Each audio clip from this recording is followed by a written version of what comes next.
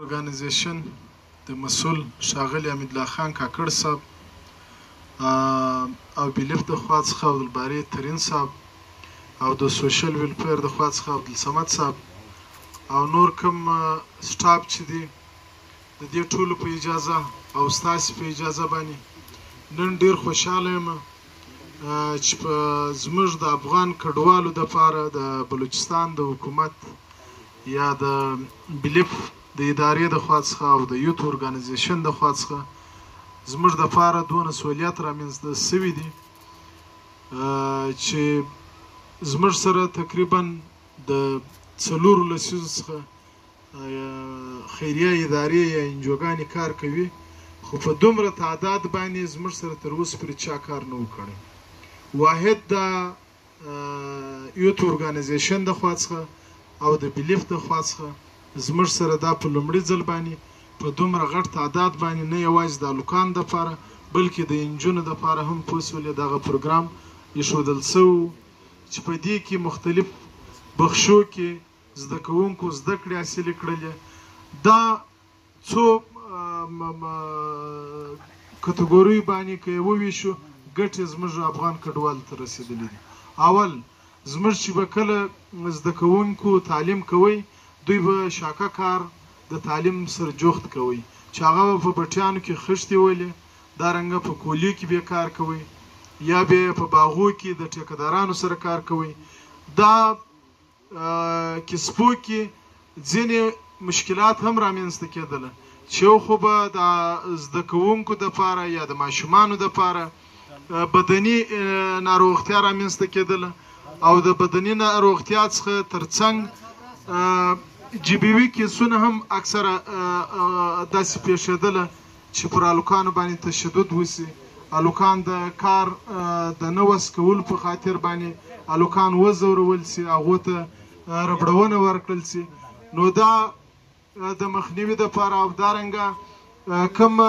زده کوونکو چې به فارغه وه دوی مجبوره وه چې نشهیي مواد استعمال کړي چې په هغه کې چرس راتله هیروین راتله تاریاک او دارنګه هیروین باندې چې موږ تاسې دا کوم افغان کډوال ناست دي دا یې ګواهان دي چې زموږ په کلو کې دا اوس هم په سلګونو په هیروینو اخته دي نو زه دغه داد چې دی پوسولې دا بلیف او یوت ارګانیزیشن ته ورکوم چې زموږ د نوي نسل دپاره زموږ د نسل د سباون دپاره دوی زموږ سره اسلامي او انساني همدردي وکړله نو زه بیا هم د یوت ارګانیزیشن او دارنګه د بلیف د خوا څخه هر هغه اداره که یونیسیار وي که یونیسیف وي که سوسایټي وي که ویس وي که هره اداره وي هره انجو وي زموږ د افغان کډوالو سره د یو پنسل کومک کوي موږ یې په 1000 چنده کور ودانۍ وایو بیا خاص کر د پاکستان د اسلامي جمهوریت مننه کوو چې زموږ د افغان کډوالو ته یې دومره مینه راکړې ده لکه خپل د یو شریعت چې کوم مینه ورکړې ده هغه مینه پوسولې د پاکستان اسلامي جمهوریت او خاص کر د دې سیمې پښتنو او دغه سیمې اوسېدونکي چې د هر قوم د هرې ژبې خاوندان دي هغو موږ ته پوسولې دا مینه راکړې ده نو نن زه ډېر خوشحاله یم دا دې اوس اسرار صاحب دوی دا میلمانه راغله دوی درته راغلاست وایي خو دغه مجلس چې دوی پوسولې د دوی مخ ته بیا یږدو زموږ زه د سرانانو په حواله که خبره وکړم زموږ آبادي 50,000 ده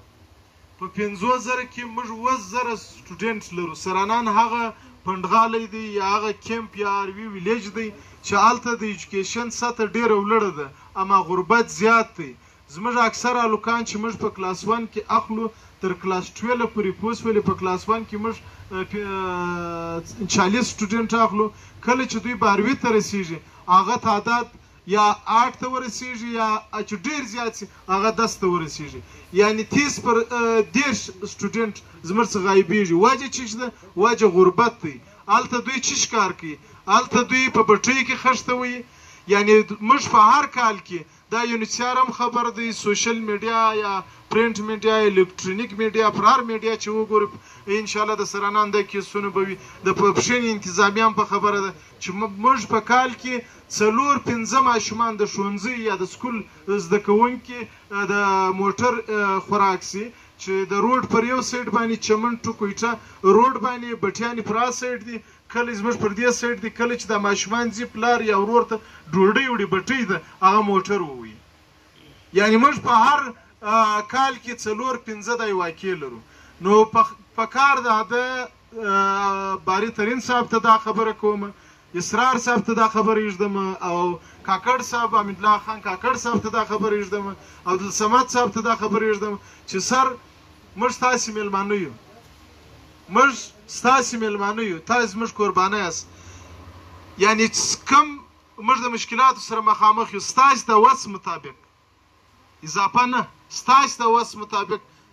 تاسې ته پکار دا ده چې زموږ پر افغان کډوالو پنډغالو خصوصا کیمپو ته تاسې توجه وکړي دا کم چې زموږ پکچر یې شو کېږي پر میډیا باندې چې داسې وي داسې وي داسې نمایشي خبرې دي واحد دغه اوس چې کوم کار زموږ سره سوی دی په دغه تعداد باندې دا ما صرف د کلاس څخه 10 سټوډنټ راوستي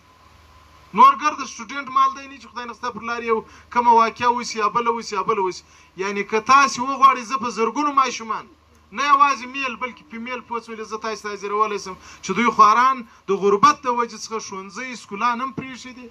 او دغه په بټیانو کې کار هم کوي ما مخکې چې اسرار صاحب دی راتله ما یوې خبرې ته اشاره وکړله ته په مجلس کې واست ما وویله چې دا کومه کوچني هلکان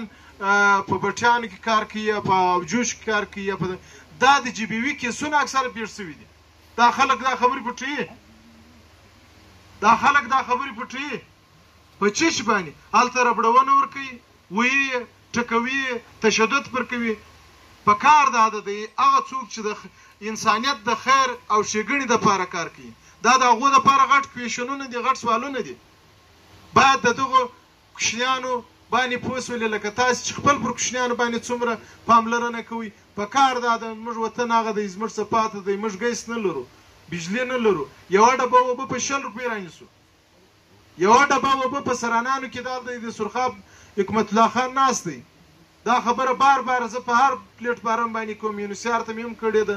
بار ادارې ته مې کړې ده چار بابا زموږ د اوبو ستونزه راغله موږ یوه ډبه اوبه په 6 روپۍ رانیسو او کار روزګار زموږ د خلکو چش دی یا به کراچۍ کې پر ډیرانو باندې کاغذونه ټولوي یا به بټیانو کې کار کوي یا د پښینو د یارو د چمن پر چوکو باندې ولاړ دي که کار ورته پیدا سو روزانه کوي نو په کار دا ده بیا هم زه پایسته یو افغان کډوال د افغان کډوالو د یو سوشل اکټیویسټ او د افغان کډوالو د یو نماینده په توګه باندې زه د یوت ارګانیزیشن بلیف د ادارې چې کومې ادارې دي چې چا دغه زموږ په دغه کار کې کار کړی زه هغو ته آفرین وایم او کورودانه یې وایم بیا هم ستاسې توجه زموږ افغان کډوالو ته راوړو نور مو وخت نه نیسو مننه